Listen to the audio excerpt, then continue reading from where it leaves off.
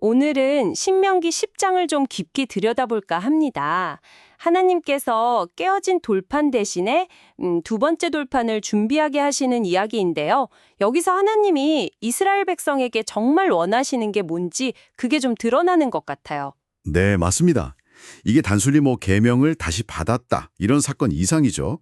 그 속에 하나님의 변함없는 어떤 의지, 그리고 백성을 향한 그 근본적인 요구 같은 게 담겨 있습니다. 그렇죠. 모세가 첫 돌판을 깨트린 후에 하나님께서 다시 말씀을 새겨주시고 그걸 또 나무교에 보관하게 하시는 장면부터 시작하죠. 네, 모세가 처음처럼 이제 두 돌판을 다듬어 올라가니까 하나님께서 그 깨뜨려진 첫 판에 있던 그 말씀, 똑같은 말씀이죠. 십계명을 다시 새겨주셨다. 이렇게 나오네요. 네, 그리고 그 돌판은 이제 조각목 궤에 고관되었고요. 근데 여기서 잠시 흐름이 좀 바뀌는 것 같아요. 이스라엘의 그 여정 이야기하고 아론의 죽음, 그리고 레위 지파 이야기가 잠깐 삽입되어 있더라고요. 아, 네, 맞아요. 그게 어떻게 보면 좀 갑작스러워 보일 수도 있는데 여기서 왜 레위 지파가 특별히 구별되었는지를 설명해 주는 부분이죠. 아하. 언약궤를 메고 또 하나님 앞에 서서 섬기고 그분의 이름으로 축복하는 역할. 중요한 건 그들은 다른 지파들처럼 땅을 기업으로 받지 않는다는 거예요. 네. 대신에 하나님 여호와께서 직접 그들의 기업, 그러니까 상속 재산이 되어주신다. 이런 약속이죠. 이게 바로 레위 지파의 어떤 고유한 정체성, 그 역할을 딱 규정해 주는 겁니다. 아, 그렇군요. 하나님 자신이 기업이 되신다.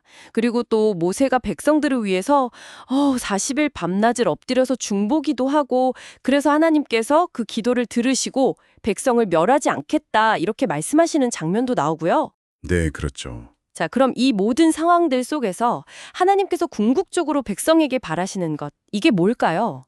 이 부분이 정말 중요할 것 같은데요. 바로 그 핵심이 12절하고 13절에 아주 명확하게 나와 있습니다.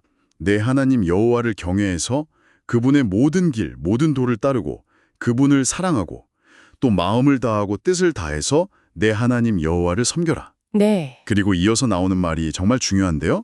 내가 오늘 내 행복을 위하여 내게 명하는 여호와의 명령과 규례를 지킬 것이 아니냐. 이렇게요. 아, 행복을 위하여. 네.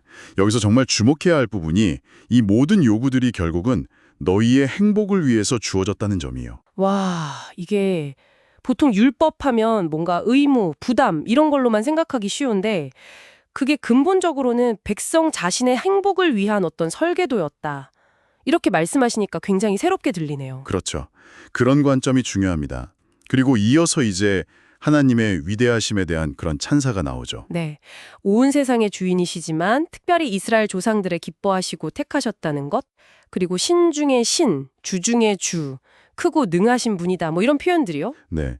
그런데 그렇게 정말 크고 두려우신 하나님이 그럼 어떤 분이신가 하는 설명이 바로 뒤따라 나와요. 이게 또 흥미로운데 사람을 외모로 차별하지 않으시고 뇌물을 받지 않으시고 고아와 과부를 위해서는 정의를 세우시고 또 나그네를 사랑해서 먹을 것, 입을 것을 주시는 분이다. 이렇게 묘사된다는 거죠. 와, 굉장히 구체적이네요. 정의롭고 또 약자를 돌보시는 분. 네. 그리고 바로 여기서 이런 하나님의 성품 설명 바로 뒤에 아주 놀라운 명령이 나옵니다. 바로 마음의 할례를 행하고 다시는 목을 곧게 하지 말라는 명령이죠. 와, 마음의 할례요? 이 표현 자체가 굉장히 강렬한데요. 그러니까 뭐 겉으로 보이는 어떤 종교적인 행위 이런 게 아니라 마음 깊은 곳에 그 완고함, 고집 이런 걸 버리고 진짜 내적인 변화를 이루라 이런 촉구인 거군요. 정확합니다. 그냥 외적인 표시가 중요한 게 아니라 마음의 태도 변화를 요구하시는 거죠. 그리고 바로 이어서 나그네를 사랑하라는 구체적인 명령이 또 주어지는데요. 그 이유가 참 인상적이에요. 이유요? 어떤 이유죠? 전에 너희도 애굽 땅에서 나그네 되었음이니라 이렇게 말씀하세요.